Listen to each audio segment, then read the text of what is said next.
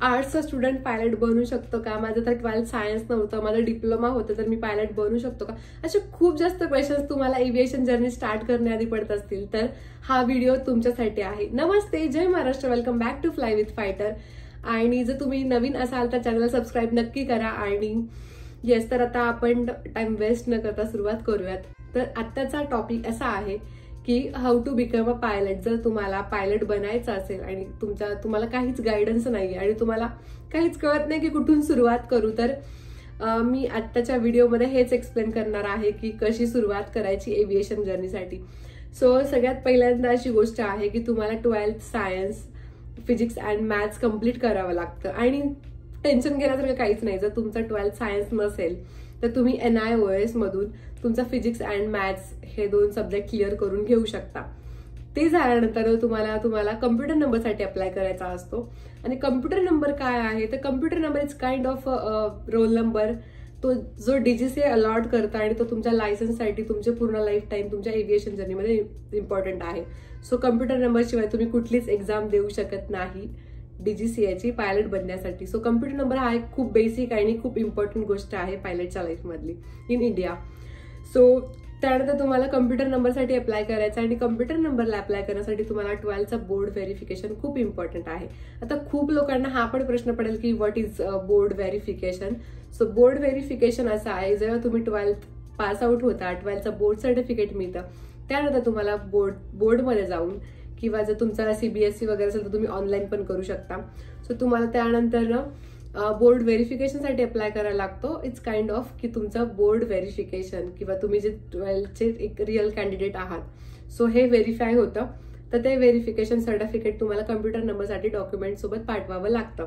So number 3 सगळ्यात important आहे पायलटच्या लाईफमधलं, ते म्हणजे मेडिकल्स. सो पायलटसाठी इंडियामध्ये 2 मेडिकल्स असतात, class 1 and class 2.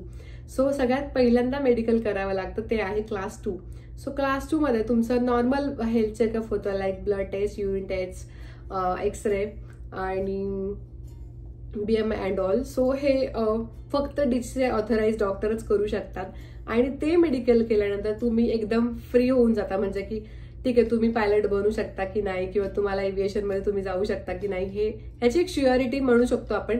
So me suggest करेल की जर तुम्हाला पायलट बनायचं असेल, जर तुम्हाला एंटर करायचं एव्हिएशन मध्ये, तर तुम्ही पहिल्यांदा क्लास 2 मेडिकल करायलाच पाहिजे.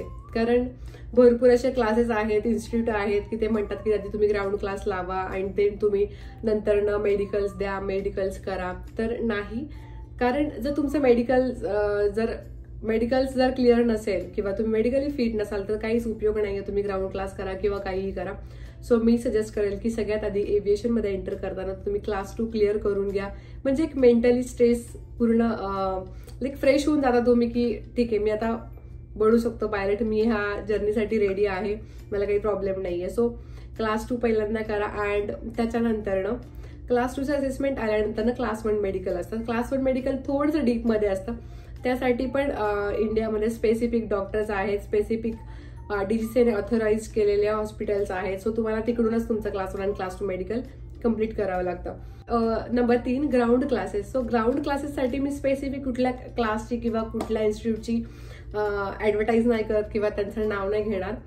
आणि मी त्यासाठी एक सजेस्ट करेल की तुम्ही खूप एक्सपिरियन्स लोकांना विचारा किंवा स्वतः जाऊन त्या क्लासमध्ये बघा किंवा त्यांच्या स्टुडंटशी तुम्ही कन्व्हर्सेशन करा की हा क्लास नक्की चांगला आहे का, की तुमचा एक्सपिरियन्स कसा आहे या क्लाससोबत.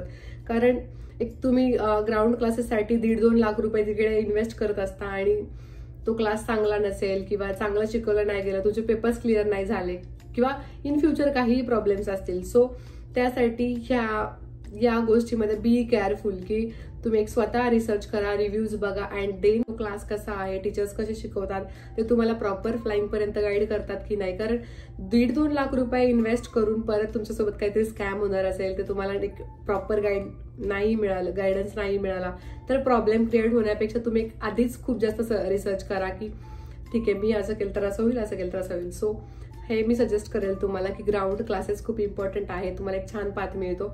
आणि जर तुम्हाला वाटत असेल की तुम्ही पूर्ण 6 जे आहेत DGCAचे सब्जेक्ट ते स्वतः क्लिअर करू शकता, तर काहीच गरज नाही ग्राउंड क्लासेस करायची. तुम्ही स्वतःच्या ह्याच्यावर पण हार्डवर्क करून जर तुम्ही तेवढे स्वतः टाकणार असाल तुमचे एफर्ट्स, तर इझिली होऊन जाईल. सो हे पण मी तुम्हाला सजेस्ट करेल. आणि त्याच्यानंतर ना अजून एक इम्पॉर्टंट पार्ट आहे, तो म्हणजे फ्लाइंग. सगळ्यात इम्पॉर्टंट पायलटच्या लाईफमधला, खूप इंटरेस्टिंग. सो फ्लाइंगसाठी तुम्ही तुमच्या बजेटवर डिपेंड आहे. आता बेसिकली फ्लाइंगसाठी 45 to 60 lakhs खर्च येतो पूर्ण फ्लाइंग ट्रेनिंगसाठी. सो मी सजेस्ट करेल की फ्लाइंग स्कूल निवडताना पण, फ्लाइंग स्कूल सिलेक्ट करताना पण तुम्ही आधीच्या स्टुडंट सोबत विचारा की फ्लाइंग स्कूल कसं आहे, त्या स्कूलला ऍडमिशन घेऊ की नको. किंवा इथे पण मी सांगेल कुठल्याही एजंट किंवा कुठल्याही ग्राउंड स्कूल इन्स्टिट्यूटवरती ट्रस्ट करू नका. त्यांचं जस्ट वर्क आहे की तुमच्याकडून पैसे घ्यायचेत किंवा तुमचे विजाच करून द्यायचेत आणि तुम्हाला म्हणायचे की जा तुम्ही त्या फ्लाइंग स्कूलला ऍडमिशन घ्या. त्यांनाही पर्सनली त्या फ्लाइंग स्कूलचा एक्सपिरियन्स नसतो आणि ते तुमची कुठलीच रिस्पॉन्सिबिलिटी घेणार नसतात. So be careful. तुम्ही स्वतः रिसर्च करा, तुम्ही स्वतः फ्लाइंग स्कूल फाइंड आउट करा आणि स्वतः स्टुडंटशी बोला. स्वतः जे तुमचे सिनियर पायलट्स असतील, तुम्हाला कोणी पण, तुम्ही त्यांच्याशी बोला आणि देन डिसिजन घ्या. कारण 50-60 lakhs तुम्ही तिकडे इन्व्हेस्ट करताय, हा खूप मोठा स्कॅम होऊ शकतो. So be careful. कारण इन फ्युचर फ्लाइंग स्कूल बंद पडलं किंवा फ्लाइंग स्कूलवाल्यांकडे फ्लीट चांगली नसेल किंवा त्यांच्याकडे इन्स्ट्रक्टर्स चांगले नसतील, तर हे खूप हेडॅक गोष्ट होते ही. आणि तिथे जाऊन तुम्हाला फक्त रिग्रेट होतं की अरे मी हे का जॉईन केलं, मी ह्याचं का ऐकलं, मी त्याचं का ऐकलं.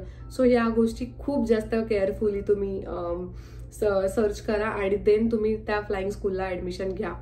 आणि मला तुम्हाला अजून एक सांगायचं होतं की तुम्हाला कुठले सब्जेक्ट क्लिअर करायला लागतात. तर बेसिक जर तुम्हाला अब्रॉडवरून फ्लाइंग करायचं असेल तर तुम्हाला फक्त 3 सब्जेक्ट क्लिअर करावे लागतात. दॅट इज नॅव्हिगेशन, मेट्रोलॉजी आणि एअर रेग्युलेशन. हे 3 सब्जेक्ट तुमचे क्लिअर असाल तर तुम्ही इंटरनॅशनल जाऊन फ्लाइंग करू शकता आणि आल्यावरती फक्त RT देऊन तुमचं लायसन्स कन्वर्ट करून तुम्ही इंडियामध्ये ॲज अ पायलट फ्लाय करू शकता. सो आय होप हा व्हिडिओ तुमच्यासाठी हेल्पफुल ठरेल. आणि जर तुम्हाला काही क्वेश्चन असतील तर तुम्ही मला कमेंट करून नक्की कळवू शकता. मी तुम्हाला नेक्स्ट व्हिडिओतून तुमच्या क्वेश्चन्सचा आन्सर करेल. आणि जर तुमच्या कॉन्टॅक्टमधलं कोणी पायलट बनणार असेल तर हा व्हिडिओ त्यांच्यापर्यंत नक्की पोहोचवा. सो सम लव्ह, जय हिंद, बाय.